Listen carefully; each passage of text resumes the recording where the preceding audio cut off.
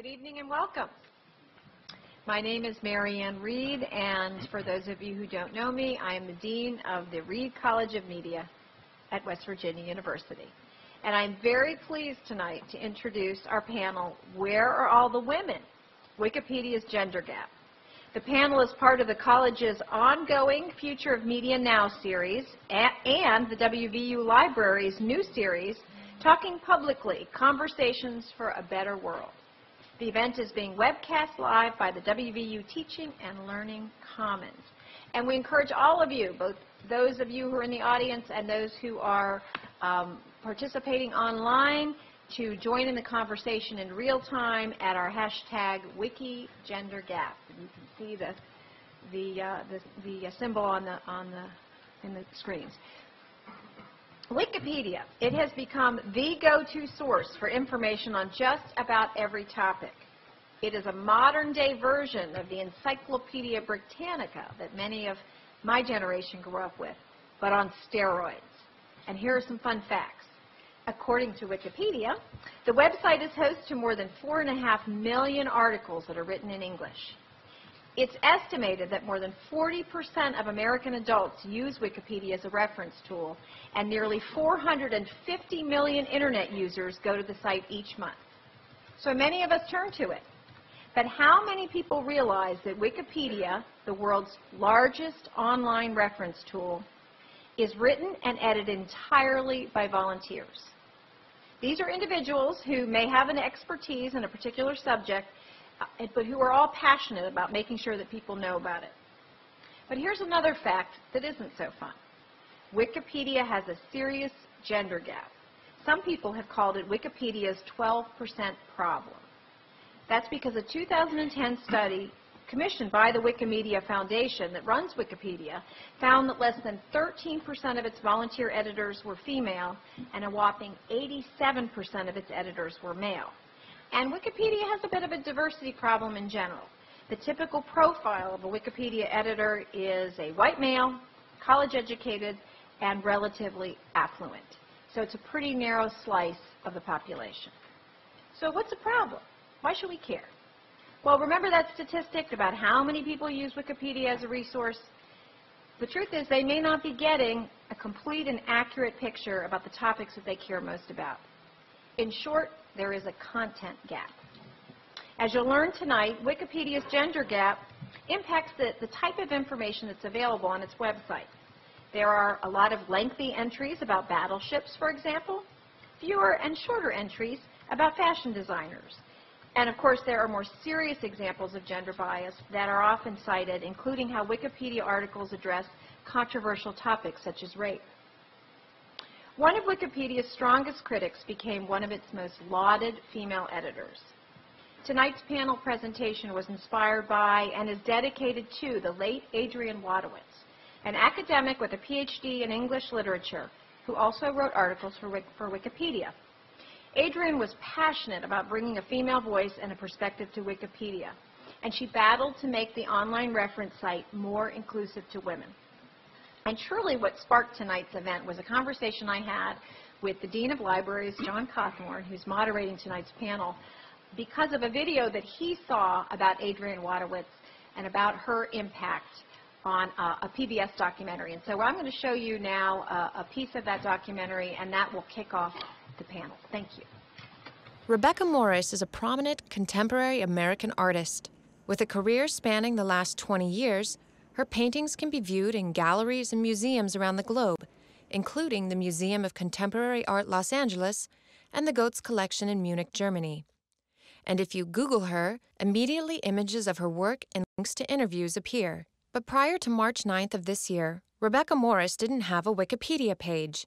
Some say that this omission is a small example of a very large problem, the lack of female representation and participation on one of the world's most popular websites, Wikipedia. We definitely want to increase the number of women, but just increasing the number of women isn't necessarily going to improve the fact that content on Wikipedia itself is skewed. In that case, Adrienne Wadowitz was a dedicated Wikipedian, writing and editing content on Wikipedia as one of the nearly 75,000 active volunteer editors. I'm one of the 15 top contributors of high-quality content. And being a female editor put Wadowitz on a very short list. A study published in 2010 by the United Nations University and by the Wikimedia Foundation, the organization that runs Wikipedia, discovered that less than 13% of contributors are women. The same study found that the average Wikipedia editor is male and in his mid-20s. That means that voices and perspectives are being left out. Wadowitz first started editing Wikipedia 10 years ago while working towards a PhD in English literature. This led her to writing entries for authors like William Shakespeare and Jane Austen. She worked alongside dozens of other contributors on Shakespeare's page. Her experience working on Jane Austen's entry was very different. I and one other person worked on the Jane Austen article. So it's a pretty interesting dichotomy to me. People read Austen all the time, but they don't go to Wikipedia to edit it. Fewer women contributors, she said, inevitably influences what ends up on Wikipedia. One example, noted by a media columnist from the New York Times in 2011, is the lengthy descriptions in Wikipedia about The Sopranos compared to the much shorter entry for the more female-oriented Sex and the City. Wadowitz said to attract more women editors, attitudes within the Wikipedia community need to change. This became clear when she revealed her gender after writing anonymously for several years. What happened once you identified yourself specifically as a woman editor? Well, there was a big change in how people treated me and how they viewed the information that I put on Wikipedia. There were a lot more questions about what I was adding. There was a lot more skepticism. And a lot of times when I made arguments about including a specific piece of content or excluding a specific piece of content, I was accused of being hysterical or emotional, things that had never happened before. After the Wikimedia study came out, detailing how few women were editing, then Executive Director Sue Gardner set a goal of increasing female contributors to 25% by 2015. So I think one thing Wikipedia has to do as a culture is ask itself, are we willing to be this self-selecting and be this small? We can have many more people if we're willing to be a more welcoming community. To help achieve this, many groups have organized editathons, events where experienced Wikipedians and first-timers get together to help each other write new content. Editathons are not gender exclusive, but increasingly women are recruiting other women to participate. Do you think that more should be happening in order to try to increase the participation of women as editors and content on Wikipedia? In one respect, I would say that we need to add the voice of feminists to Wikipedia, who are going to talk about women as underrepresented groups. This editathon, held at the Museum of Contemporary Art Los Angeles in March, focused on creating entries for LA artists, many of them women. And that's how Rebecca Morris finally got her page in the world's largest encyclopedia. I know something about how the first encyclopedias were developed in the 18th century, and those encyclopedias almost completely excluded the history of women. And it's one argument that we make all the time when we're talking both to Wikipedians and people outside Wikipedia. We say, look, if we want to include all of these other narratives besides the typical narrative that we usually tell of dead white men, we've got to get it in there now. So thank you very much. I'd like to welcome you. My name is John Cawthorn, Dean of Libraries, and I want to thank Mary Ann and all of her team for helping putting this on. And I'm just going to moderate the session. And before I do, I just want to thank Adrienne Wadowitz's parents. They allowed this video to be shown because she passed away. And so we just want to be really sort of inspired by her work. I was, certainly, and I think this is a real big issue. And so we're going to hear from our panelists. And I'm going to have them introduce themselves first, and then we'll go through a series of questions. We'll have time for you to ask questions, and we'll also check our Twitter feed. So without further ado, I'll have Frank start. Okay. Good evening. My name is Frank Schulenberg, and I'm the Executive Director of the Wiki Education Foundation. And the Wiki Education Foundation is a nonprofit based in San Francisco that is working with educational institutions on improving Wikipedia's quality. And I've also been editing Wikipedia since 2005. Hello, I'm Jamie Mathewson. I also work for the Wiki Education Foundation. So in my role at WikiEd, as we call it, I work specifically with building partnerships with universities and other higher education institutions so we can expand this, this kind of opportunity for students to contribute to Wikipedia, usually through classroom assignments. Hi everyone, my name is Adeline Koh and I'm Associate Professor of Postcolonial Literature at Stockton University in New Jersey. I use Wikipedia a lot in my classes and I teach a lot of faculty how to use Wikipedia as well, which is why I'm here. My name is Sydney Poore and I began editing Wikipedia in 2005.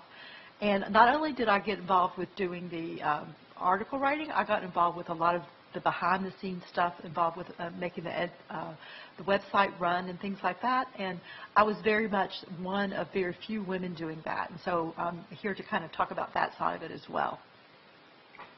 So just two questions maybe. Why should we care about this gender gap? And also talk a little bit about Adrienne Wadowitz's legacy, if you could.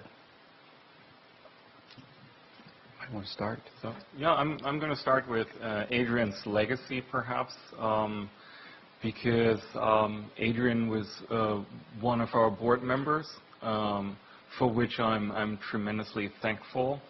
And I think looking back at what she did on Wikipedia, I think part of her legacy is the content that she added to Wikipedia. She was one of the most prolific editors on Wikipedia, and she still lives through her articles. And then the second thing is that she was instrumental in raising the awareness around the gender gap, as we've seen in that short film. And I told Adrienne's mom yesterday. I sent her an email and I said, well, we're going to be in West Virginia and at this event, and you can be so proud of her. And she wrote me back and she said, I know Adrienne would be so totally happy about this partnership, and we could see her wonderful smile, right? So again, I'm thankful to be here, and I'm also thankful for the university of dedicating this event to Adrienne.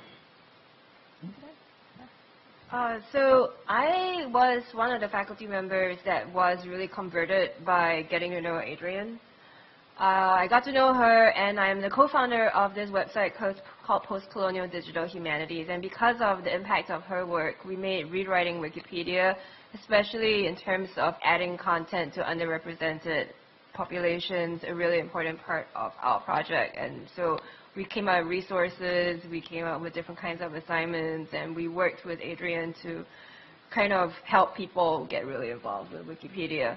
So her legacy, I think, and I think Jamie would agree with this, is that the gender gap is really, really pressing. It's really, really important. It's not dealt with enough.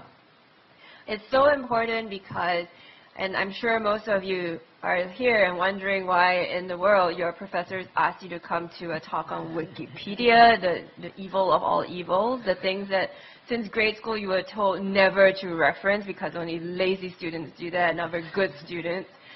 So why are you here? Well, that's because all of us check Wikipedia, even the professors who tell you not to. And it's really grown from 2001 into, simply an open source project with people volunteering to the most checked resource in the world. And a lot of people actually, there have been studies that have been saying that Wikipedia is as reliable as most sources like the Encyclopedia Britannica.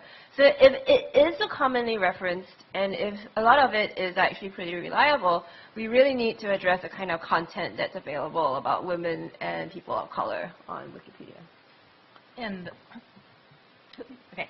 To your question, John, about why it matters, I think that's a really good question. There are people who edit Wikipedia who unfortunately still ask why it matters whether women do. But I think Adrienne touched on this a little bit in that video. There are so many articles missing. There are so many articles that are short or misrepresented. In some ways, I do encourage you to go take a look at some of these articles.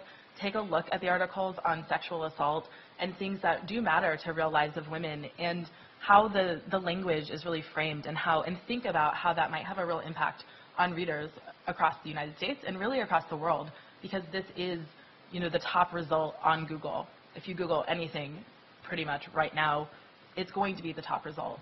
So it matters what's written there, and I think it matters that we have this opportunity to kind of rewrite history in a way that it's never necessarily been written before. And Wikipedia is a really great way to do that. I think another part of her legacy is actually being active on the issue and speaking out. I mean, that was a transition that she actually made herself. Like, she made the decision to not kind of quietly behind the scenes work on these articles without anyone knowing. She was improving the encyclopedia by having her perspective in it. But she decided to come public, speak out, and she was very well respected under the pseudonym. And so people, were kind of, I want to say surprised in some ways that it was a woman, and then surprised that this woman was saying these things, and it really got a lot of people's attention. So on a personal level, I had been kind of like her behind the scenes working on things, and she gave me more encouragement to speak out, to be out there doing panels like this, and because people get tired of hearing about it. They think, well, that's so 2012 or something like that to talk about the gender gap. But the issue hasn't gone away. We can't give up talking about it because it's very important. I wonder if you could talk about very specific examples of how this is manifested in Wikipedia. I have several, but I will start with one. Here's one from actually a student in our program. So as Frank mentioned, we primarily work with universities who assign their students to edit Wikipedia in the classroom. So we had a student a couple years ago in kind of a sociology economics class, and every student had to pick a country and write about some aspect of women and of gender in that country. And so one of the students wrote this really incredible article on gender inequality in El Salvador. I don't know if any of you have followed the news of what's going on there recently, but that also happens to be pretty prominent in the news right now. But this is maybe a year and a half ago, and the article was incredible and got 5,000 page views a month after this article was created. And maybe 5 months after the student published the article, if you will, I actually went to the article myself to highlight it in a talk I was giving, and it turned out another editor had come into that article and decided that it would really benefit from an image, from an illustration, something to do about the topic in the article. You guys have seen, usually there's a picture at the top of the article. And the person added a picture of an El Salvadoran woman, and she was just in a bikini posing and had nothing to do with the topic, right, other than maybe illustrating gender inequality even more. And I think that's an example of not just what's missing from Wikipedia, but what's included. And really, that person probably thought that they were helping. I did immediately delete it and put a new image there. And I think to add to that, if you look at the big picture of like high quality content on Wikipedia, for example, we've counted the articles in that high quality, Wikipedians call that featured article area, and we looked at how is the distribution between different topic areas. And we found out that there are more than 500 featured articles on the topic warfare, more than 360 articles in sports and recreation, and more than 150 articles about video gaming. And now, in general, that's having many good quality articles is not a bad thing per se, because that's what people do. They're volunteers. They write Wikipedia articles as volunteers, and they write about the topics that they care most about. What the problem is that only in other areas we have only, like, for example, for business, economics, and finance, there are only 26 articles that are featured. Geosciences, 23. And so if you look at that, and Wikipedia is the encyclopedia that supposedly provides access to the sum of all human knowledge, then it shouldn't be just 500 articles about warfare and 26 or 12 for language and linguistics. And I think So this is something that I hope we can change with this initiative. Yeah, I have another example. Really, I could go on and on and on about this actually, but I won't tonight. But one of them was an example of shoes.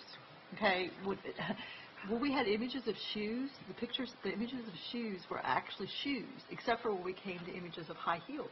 The images of high heels were women wearing high heels and often without a lot of clothes on as well.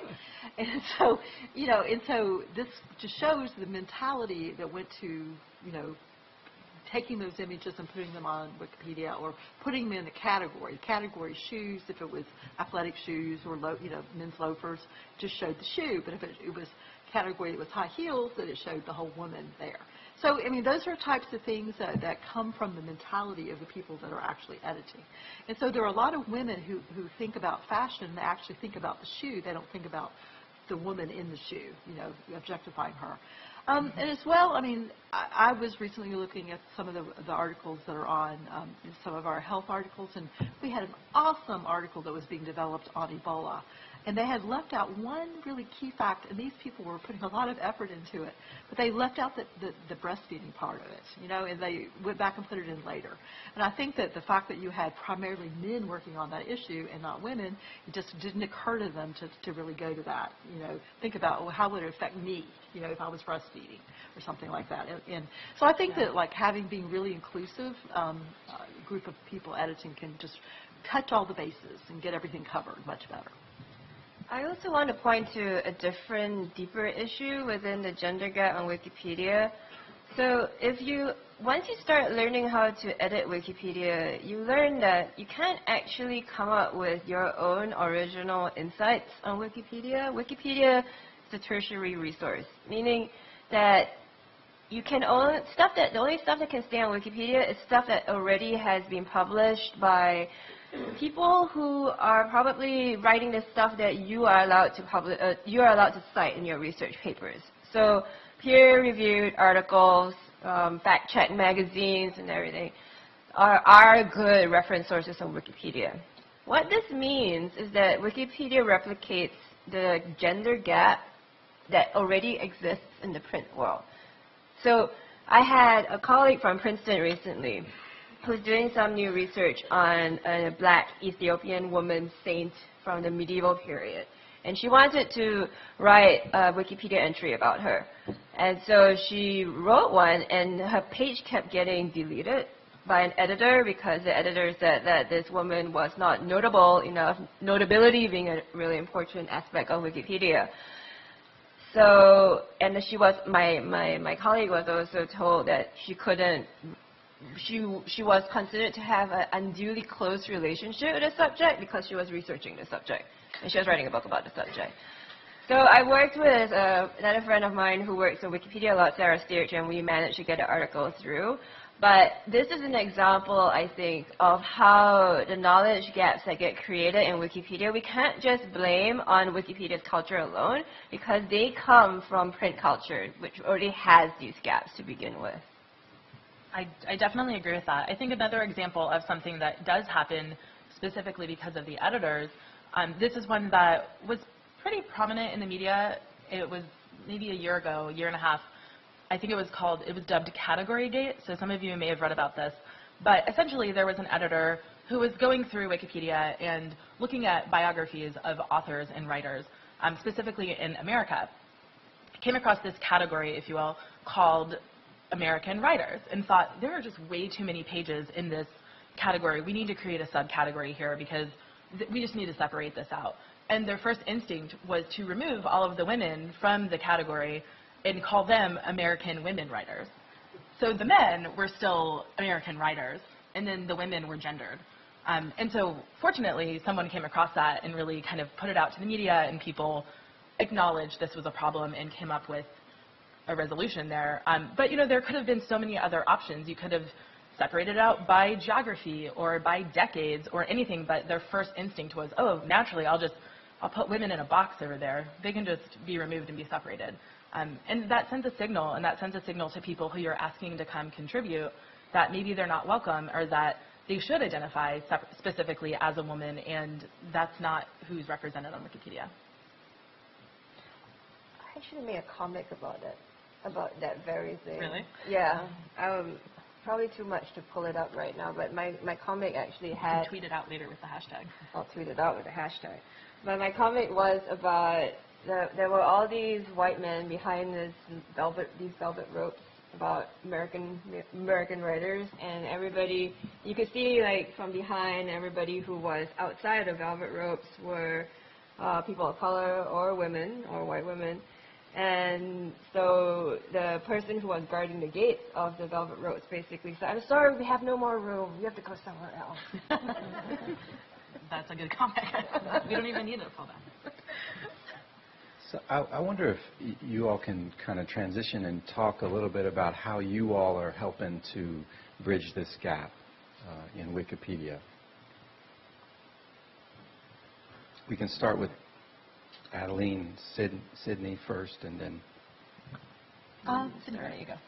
Well, I decided to write articles about things that have to do with women, but I also decided to get involved with the behind-the-scenes stuff, because one of the things that really concerned me was that there were committees and things that help make decisions, like along the lines that we've been talking about, that were really 100% men or had just maybe one woman, like 1 out of 15.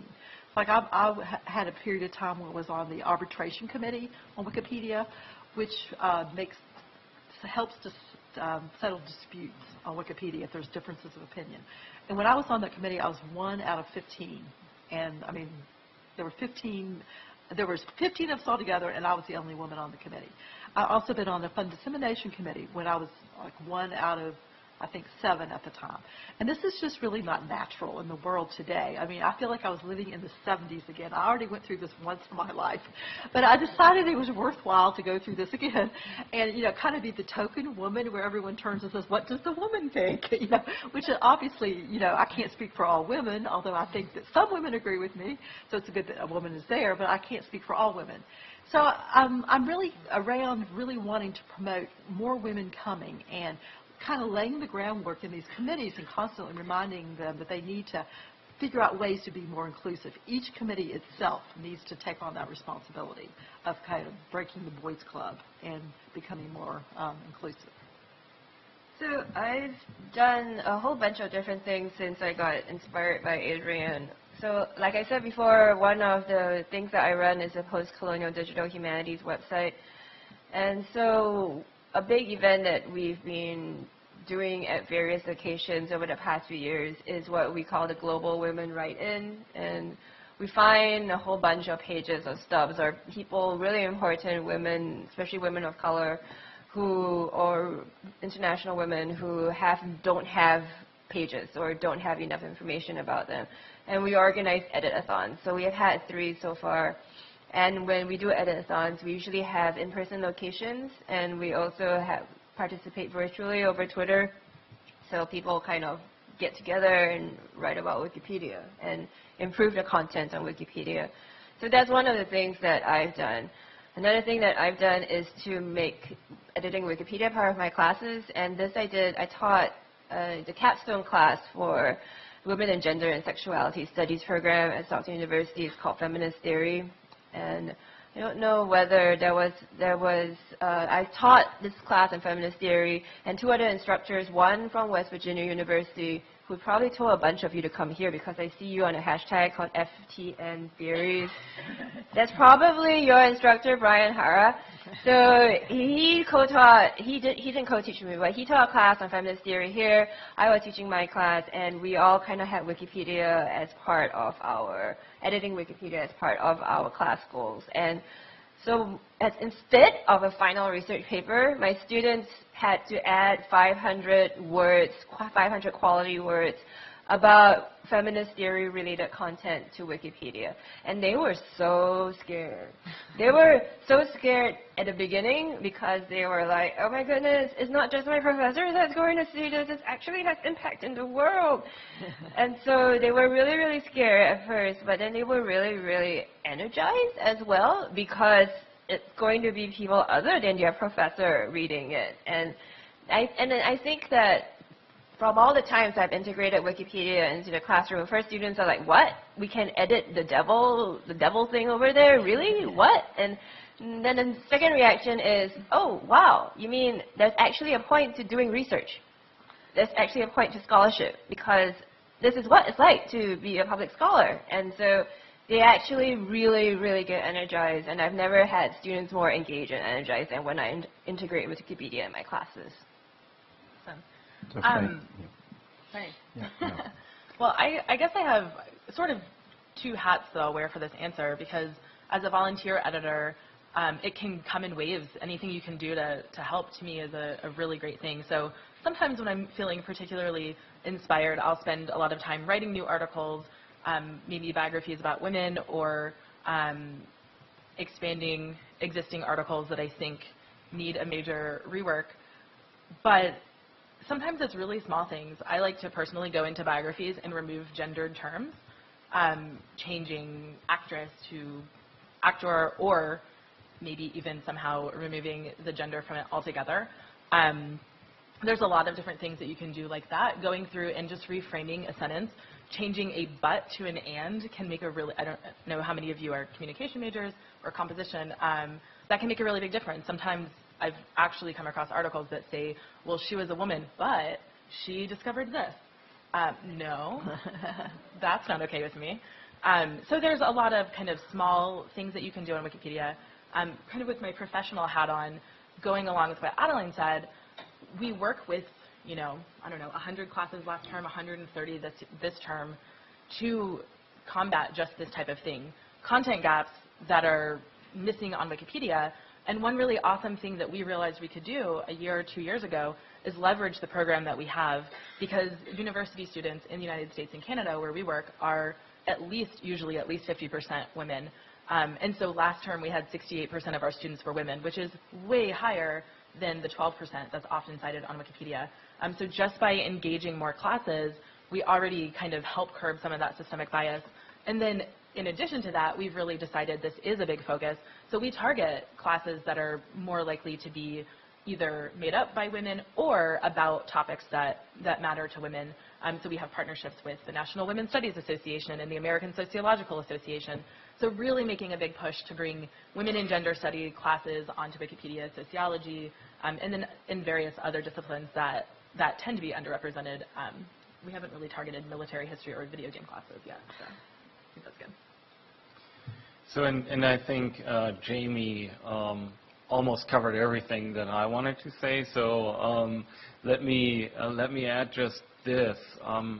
We've seen that working with students on, or having students improve Wikipedia articles can actually be very inspiring. For the students, they reach a large audience, which is almost feels like, wow, we're getting published for the first time in our lives.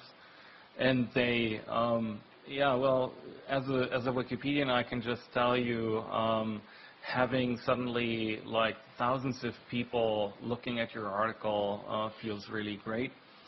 And I think it's also through events like the event tonight, where we talk about our work, where we talk about the gender gap, where we talk about the content gaps that exist on Wikipedia, because I think many people are just not super aware of that these content gaps exist. They think, well, everything is done on Wikipedia. There's nothing else that I could add. And let me tell you this, there's a lot you can add, and editing Wikipedia is a lot of fun. So if you want to try this, please do.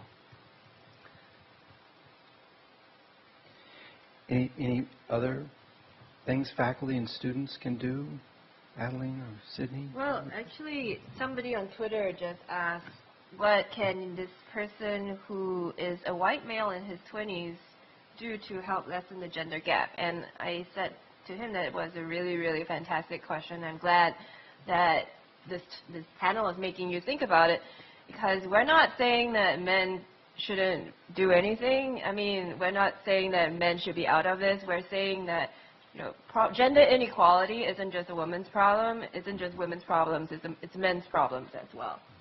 So if you're a man or you identify as a man and you want to help improve the gender gap, the most important thing you can do is to improve content on Wikipedia about women or women's related issues. Add content. So the content that's already there, like check out the typos, check the grammar, make it better.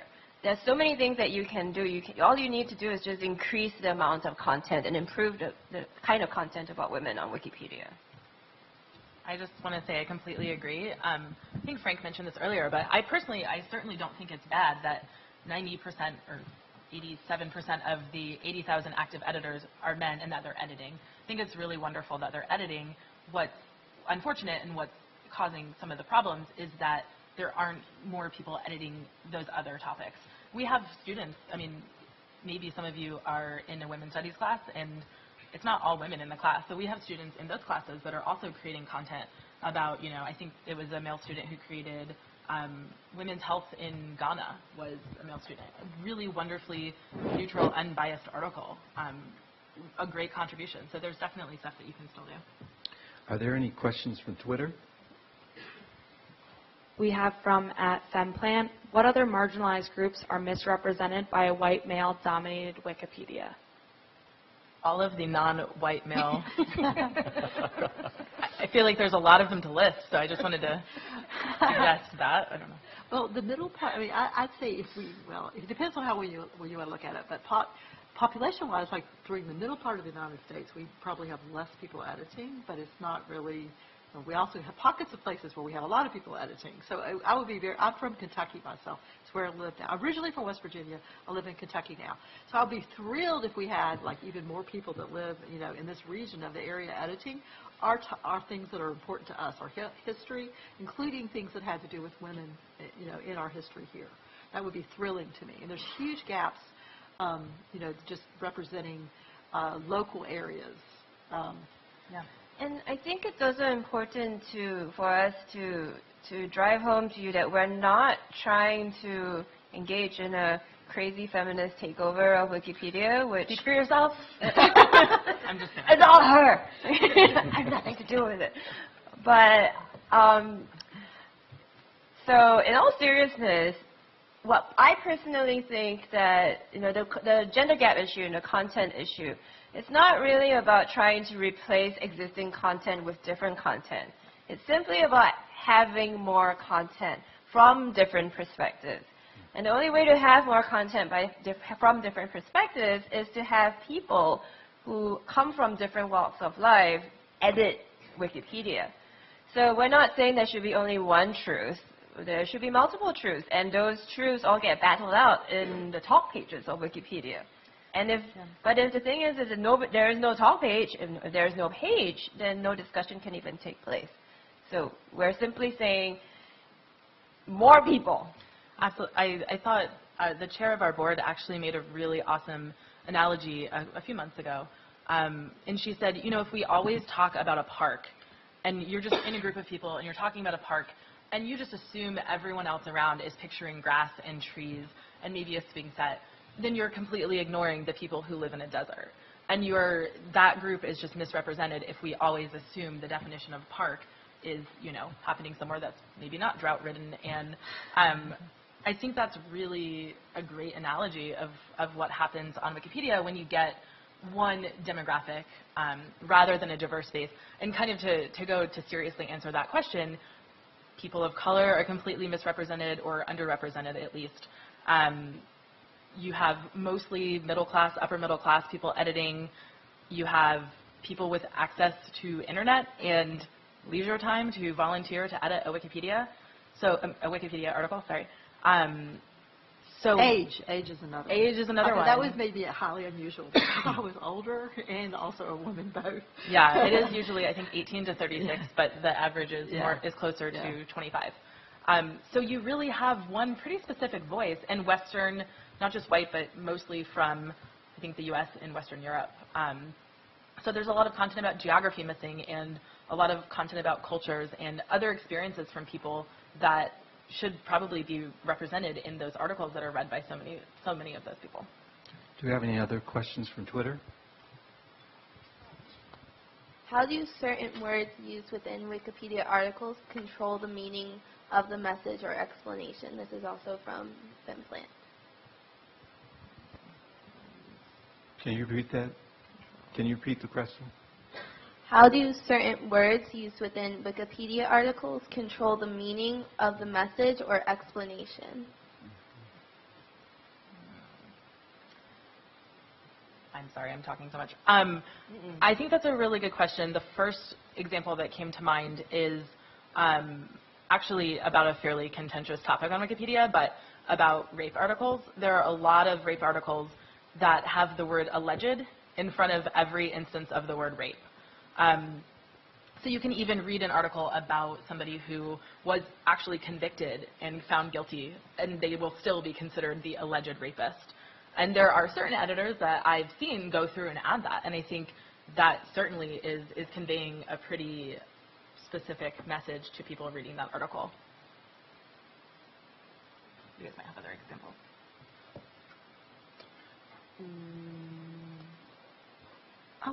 I've still never really heard the question clearly. What was the question? How do certain words, how they're used on Wikipedia, control the meaning? Or specific words? Did I repeat that back right? I mean, my biggest example, and that actually simply comes from the writing of history and not simply Wikipedia, and it's actually not completely about gender, is from colonialism, like from British Empire history. So when the British called in the 1857 Sepoy Rebellion, the Indian Rebellion, Indian Rebellion of 1857, instead of calling it a war, a civil war, or the resistance, the way that the American fight for independence is currently called by the United States. So instead of calling it that, it's called a rebellion. And rebellion, the term rebellion obviously implies that some kind of loyalty is owed. And so in that sense, words, and that was a really good question you asked, words are always really political. And the strongest examples to me just simply come from the writing of history, but I'm sure there are a lot of other examples about women and women-related things I just haven't thought of. Well, I know that I've specifically seen some of our students write articles about women in such and such country, because there's a class that does that every term, and consistently those articles get moved to a new title called Gender Inequality in that country. And so somebody came through and decided, well, it would be more appropriate for you to label this what it is, instead of, well, this is the article about women, and those women are unequal. So there's just kind of the way people frame things. It's interesting. Because I was thinking about gender symmetry. I mean, there's like, it's not words, but it's like people try to go through and make things be even though we know they're really not. So they want to try to make sure we include things that have to do with males being also discriminated against, even though it isn't really parallel necessarily. So that tries to get so it gets misrepresented a lot in articles. In fact, I'm working on the intimate partner violence article right now. It's full of that right now that needs to be eliminated because somebody came through and did that. We have another question from Twitter. Ryan Beckman, WVU, asks, can TV cause wiki gender gap? TV, something like that. Yes. Can I answer that? Yeah. Okay, so it's not TV in and of itself, just like it's not Wikipedia in and of itself that causes the gender gap. It's the people who are producing television who decide what kinds of shows get broadcast on mainstream television networks. Same thing with the people who are producing content on Wikipedia.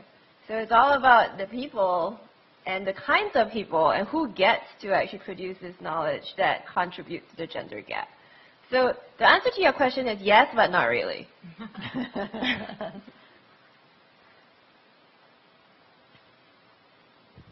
Looks like there's another question from Twitter.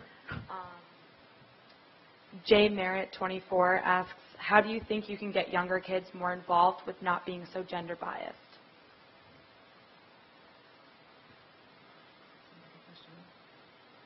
Well, part of it is to help improve Wikipedia, because we know younger kids are reading Wikipedia and are reading the internet in general. They're using iPhones at like age 3 or something.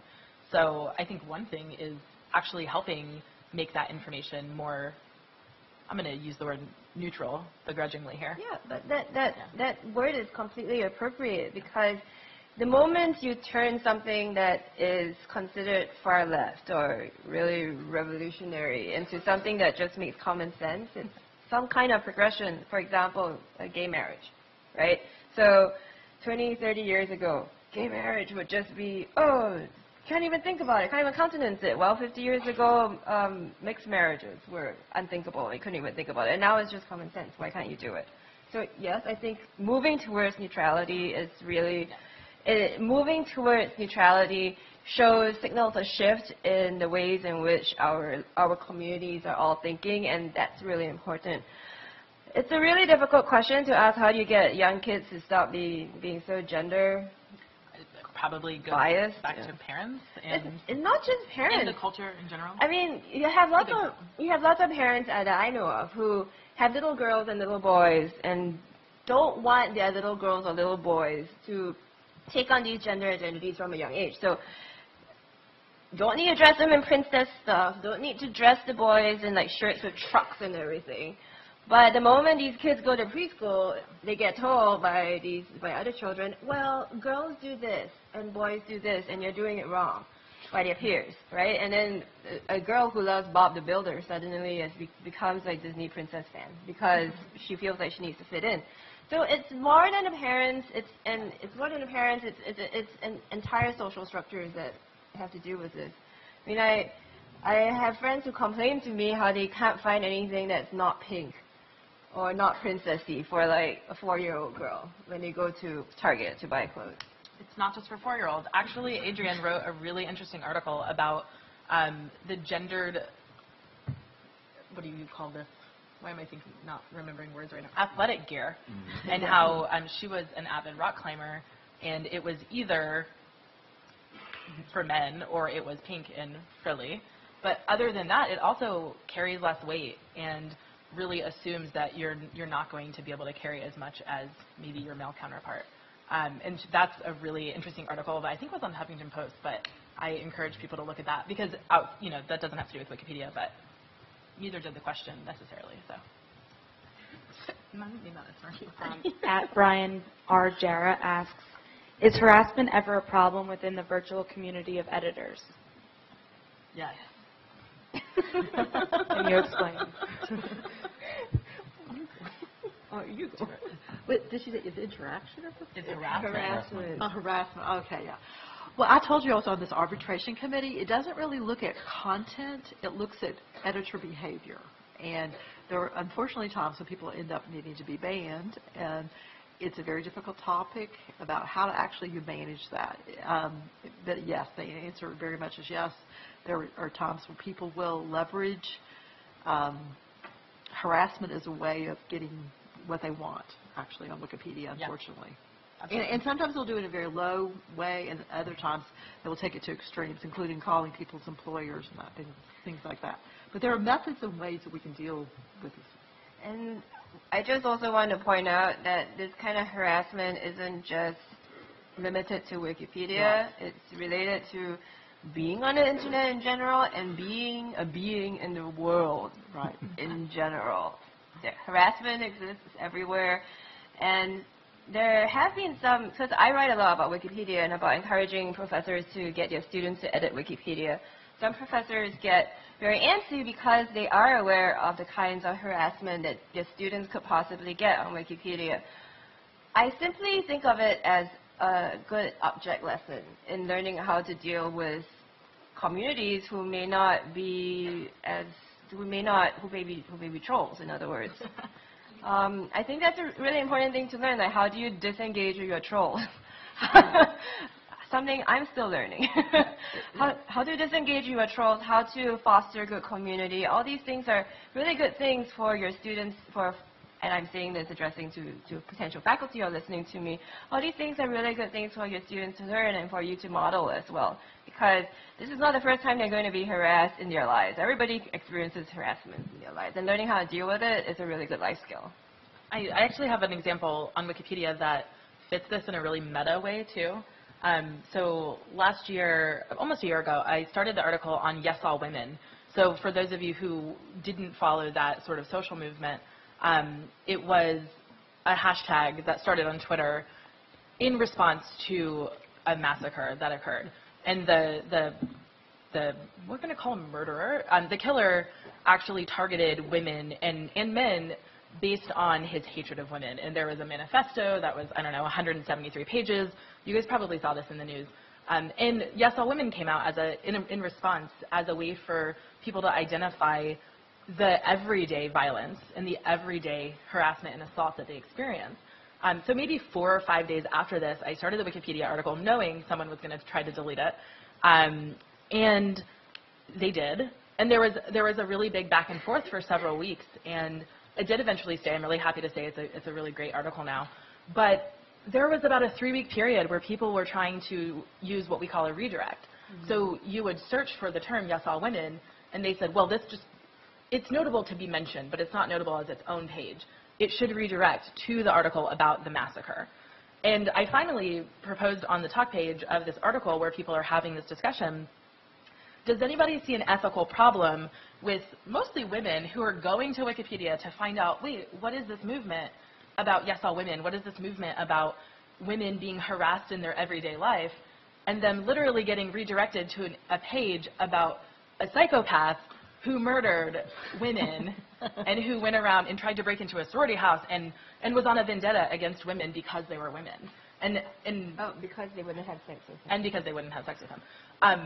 And that was crazy to me. How could we even consider actually doing that to people? They're looking for this information, and we're going to then send them to kind of, in a way, get harassed by reading more about this bloodbath. And, you know, that was not the argument that actually won the article not getting redirected, because really the people were following the policies, but I think that's an example of a way that a policy doesn't necessarily work in favor of common sense, yeah. And in favor of minority editors or minority groups. Yeah, I want to speak to that a little bit. Whenever Wikipedia was first started, it was started by people who were on the internet back in 2001, and particularly people who were very much in technology. And they had, you know, there were people who sat with a desk, with a computer on their desk or a laptop. It was mostly like men that were in technology or you know, certain type of people sitting alone. And they were the original ones that made a lot of the policies for Wikipedia. And they don't necessarily make sense for everyone else today, yet they really got ingrained in the way that stuff is done. So one of the things about inviting more people in is that we can come up with better ideas about ways to do things. And for example, the whole concept of not feeding the troll, which is someone who is a harasser, is not necessarily, and it's a long-term idea on the internet, is not necessarily something that works for everyone. Sure. But was actually the way that you were taught, this is what we do on the internet. You know, a bunch of men sitting at desks alone who maybe were very privileged people. But people who are less privileged and people who don't have other means of support, that isn't really a very good strategy necessarily. So, and there's many other examples other than that really, way the policies are written, have been developed, they could really do with more perspectives about how we could handle things. And that's one of the things I'm really encouraged with partnering with organizations like big universities, or I'm doing a Wikipedia in residence at a Cochrane collaboration, where you can figure out the ways that other people are doing things, and you can blend ideas and come up with better you know, policies over time, slowly but surely change things. I want to come back to that point about the Wikipedia in residence, but I wanted to ask the audience here if they had any questions. Are there any questions? You have one.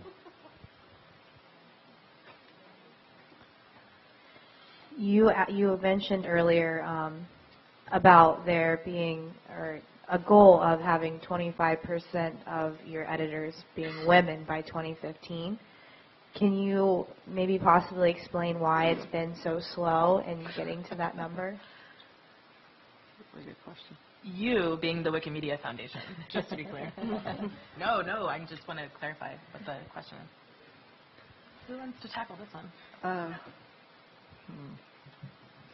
I mean, I was one of the people that helped write that goal, kind of, back, and I honestly am shocked that 5 years later we have not made the changes. I mean, I almost assumed that talking about it would fix the issue. I was very naive, I think. The strategy, it wasn't a priority in some ways that it should have been. There was a lot of other things that people kept thinking were more important and got done first. And it's hard, going back, hindsight's always 20/20, I guess. And I think if we had to do it over again, I think that we would have realized how important it really was to do that first, and the other things may have fallen in place better. But we didn't do it that way. We put priorities in other areas. And then some of the ingrained stuff that I was talking about that made it really hard for women just to join and come in, because it didn't seem like a comfortable place for certain types of people to be, women, professionals, experts. These were people that weren't naturally didn't fit into the rules on Wikipedia. So they may have come and tried it at Edifons, but then they left. They didn't stay.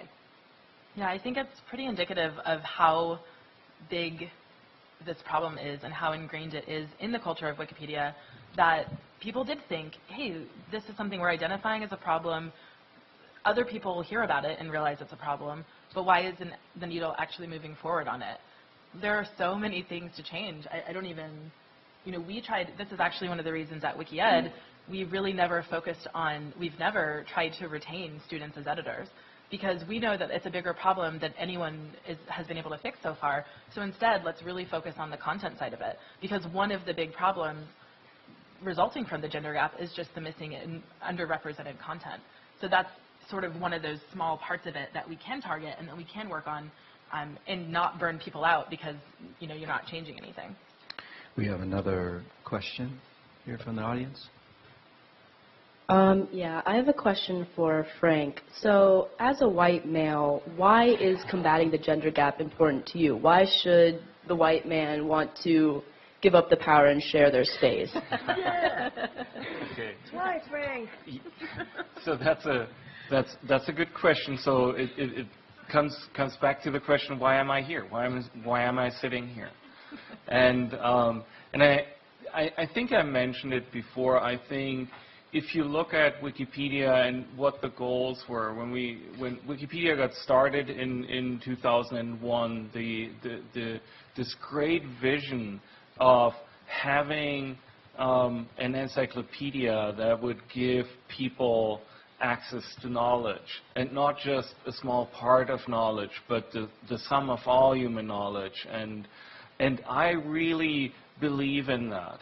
That's why I'm personally, why I'm a Wikipedian in my free time, why I spend time taking photos and writing articles. And that's also why I'm so passionate about working for the Wiki Education Foundation, helping to build it. Because in the end, it comes down to improving Wikipedia's quality. And I think Wikipedia's quality cannot be fully improved if only a fraction of the people on this planet edit Wikipedia. And so that's what I'm passionate about, and that's why I think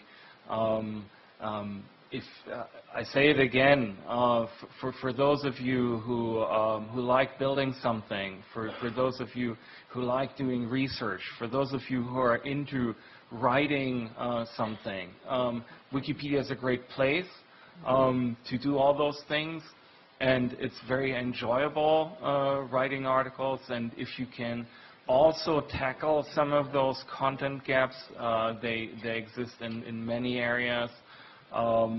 Then please be welcome and join this community of editors. We have another question from the audience.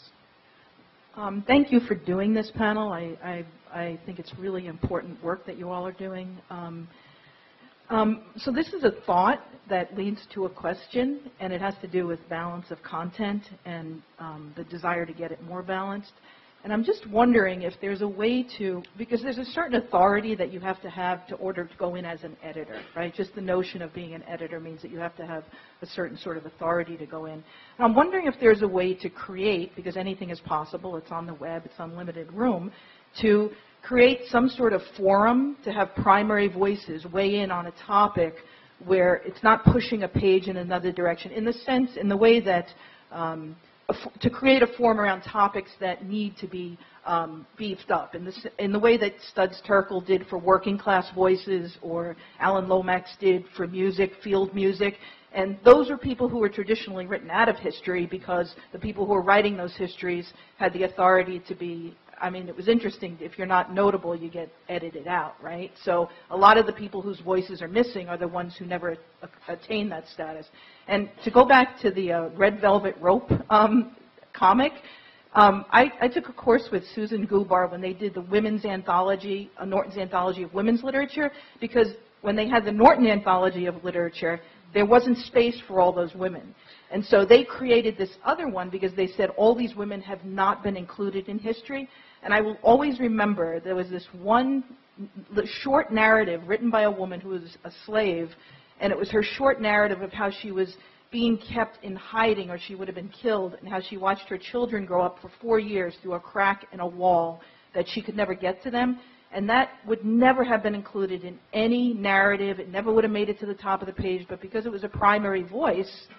So, and I know that's not what Wikipedia does, but to edit a pedia of any sort of excludes all those primary voices, which I think are many, many marginalized people, whether it's economic, color, whatever these topics. So is there a way to perhaps create some forum for a different kind of genre, just as the way StoryCorps does? And you have people weighing in who don't fit your categories. Or to alter the definition of what's notable to be mentioned on Wikipedia would maybe be another way of doing that. Yeah, that's it. Before we get to the people who can actually like change stuff, I just wanted to say that was a really great question. It was a really great question precisely because I think it goes back to what Frank was trying to talk about in relation to the question of why he, as a white man of all the power, wants to give up the power by making it more, making Wikipedia more democratic. So the problem is essentially this. Wikipedia and idealistic projects like Wikipedia are envisioned of the idea of an open democracy, that we want all voices at the table. So we want the barrier of entry to be low. We don't want any experts. As a post-colonial studies scholar, I am very, very suspicious of experts because colonial experts have told people of color for the longest time that they should not be university professors, for example, or go get PhDs, or women should stay at home, et cetera, et cetera. So in that sense, Wikipedia and projects like these really try this open democratic project, and then you run up against the problem, which is what you are pointing out. Open democracy often elides the kinds of privilege that creates it. And so then you get asked, why don't we have an editor come in? Why don't we have an editor come in and fix these gaps or provide some kind of space, like you were saying, for narratives to be part of a collection that would not otherwise be part of a collection? But if you do that, then you run back into the same issue, that you're having a that people will criticize you for having a heavy-handed editor, that this is unfair.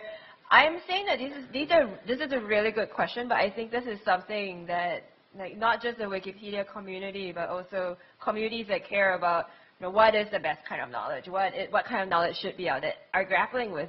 Can you really be completely democratic, low barriers to entry, no experts, or must you put in experts, and to what degree? So it's not something that's going to be easily solved. I think I grapple with it myself. Well, I think that, I mean, I'm going to take this in a little bit different direction, but I think that, like, I actually see some progress.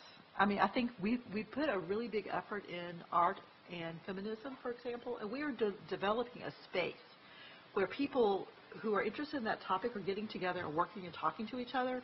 And a lot of it is not necessarily happening on Wikipedia itself. You know, they're getting together, having meetups, they're planning, they're doing lots of things. And I think that there's a space there, for example, in digital humanities and things where actually these communities already exist, where they could add an extra forum about Wikipedia or something like that. And it may not take place on Wikipedia, but they can develop momentum, they can develop content, they can understand what book just came out, that just got published, that would be great, you know, some new body of research that's available, and it kind of network together to start building, you know, Wikipedia.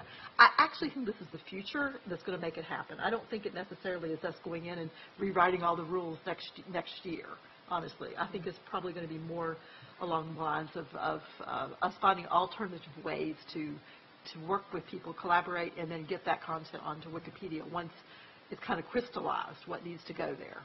I'd like to get back to something that you said at the beginning of your question when you talked about authority. And we've seen this in surveys that people who don't edit Wikipedia, in many cases they say, well, I'm not knowledgeable enough to contribute to this great encyclopedia. And actually, I've seen in like many cases where that's just not true. So think about something. Almost everybody has a topic that they're really passionate about, and that's a good way of thinking about it, of finding like a starting point on Wikipedia. Think about topics that you're passionate about. Go to the Wikipedia articles. Look for those things that are missing. Look for maybe small mistakes, and you will find something. Wikipedia is not as perfect as it sometimes seems. There are many gaps, and there are articles missing, and things are misrepresented. So close your eyes, think about something that you're passionate about, and then go to Wikipedia and fix it. You are the authority, actually, in that case. I wonder as we end up, if the other panelists wanted to just add on to Frank's comments about things that people could do to improve Wikipedia, and then we'll end up. I do think part of it, I actually agree, Sydney, with you that there's probably more progress to be seen if we figure out ways to circumvent the current rules, if you will. But that being said, there are certain things on Wikipedia that simply aren't really welcoming to women. So even, I know we've thrown around some jargon a little bit tonight.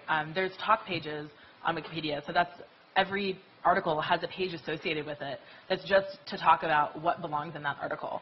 And I think even the way discussions happen, because of the format on Wikipedia, you have to type out your entire response to someone and then save, and then later they can get back to you. And it becomes very, I'm going to use the word mansplaining because that happens a lot, but it becomes very much like well, and here's my 17 sentences to counteract yours. And it's so not a discussion, and it's not a back and forth, which tends to be a lot more welcoming for women. So something like that, and I definitely don't have an answer for how that can be fixed, but that's really important. Those talk pages really determine what happens in the article, and especially on controversial topics. People go back and forth for, way too much time than you have to read it. But I think things like that, so that's not necessarily something that you guys can do until you, of course, become an active editor and decide that you're going to help change these policies. But it's something that I think hopefully will happen. I also think that, kind of like what Jamie is pointing out, it's a really complicated issue. So it's issues compounding upon other issues that already exist in society. So what you're bringing up about how talk pages are not really structured in ways which make women feel welcome in discussion, you can say the same thing for so many fields which are dominated by men, like STEM, for example. So there's this really great website called Model View Culture, which talks a lot about inequality in the fields of technology. And they had an article recently about how whiteboard technical interviews, where you're kind of asked when you're dropped by a prospective employer to demonstrate your math skills on the board.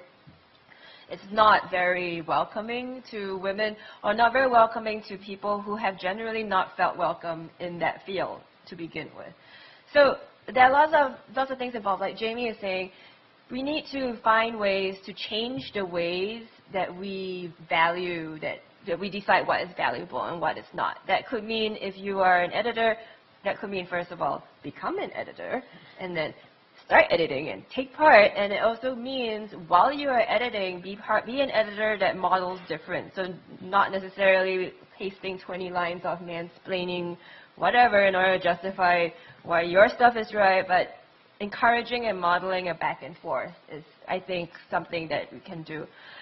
But like what I was trying to say, I don't think that it will be that easy to come up with a solution that solves everything. I think the best thing to do, and I know that's what everybody really wants to hear, like, what do we do at the end of the day? When we leave this auditorium, what should we do? We shouldn't just like crack our heads and moan about how terrible Wikipedia is and the gender gap. What you can do is become an editor, add content, improve content, encourage your friends to do that. And like Frank said, it's actually kind of fun. You may not believe us because we all look kind of nerdy, but you know, it really is. Just give it a try. It's not so bad. Yeah, I wanted to talk about invitation. I mean, like there's a button, and it has been there since the very beginning, that says edit at the top. And some people just like got this, you know. They clicked it, they edited, and they became like what some people call power contributors. They make like lots and lots of edits. But we know that other people, like that's invisible to them. They don't see that button, or they don't think it pertains to them. And we know that some people, and it seems to be maybe more women are this way. They really like a personal invitation or even a general invitation. So invite friends you know to edit.